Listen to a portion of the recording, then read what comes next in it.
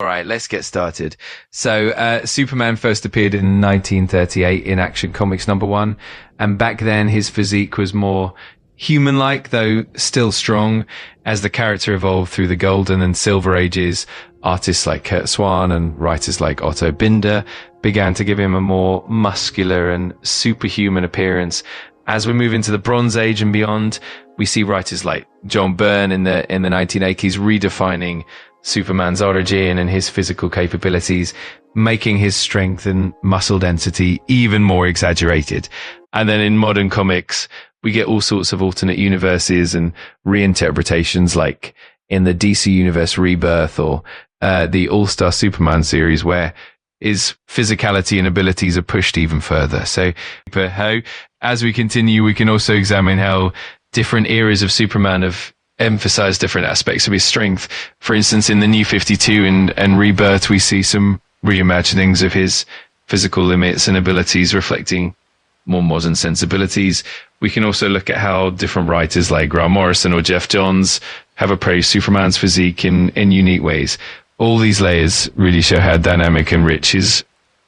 And another angle worth exploring is how different adaptations, like in animated series or movies, portray Superman's physicality. For instance, in the animated series like Superman the Animated Series, his muscles are often more streamlined and stylized compared to the comic books. And in movies like the ones featuring Henry Cavill, we see a more realistic and muscular portrayal, almost like a modern superhero physique. It all adds to the richness of the character and how we perceive his strength and abilities. Continue, we can also look at how different artistic styles influence Superman's physique.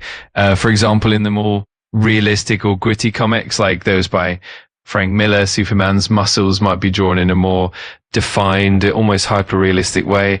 Meanwhile, in other styles like the more animated or cartoony interpretations, his muscles can be exaggerated in different ways. It's really fascinating to see how the artistry and storytelling shape our perception of his strength. It's another fascinating angle is how different alternate universes like the Elseworld stories have portrayed Superman with varying levels of muscle density and strength. For instance, in the Red Sun storyline, Superman's abilities and physique are depicted differently, reflecting the alternate political and cultural settings.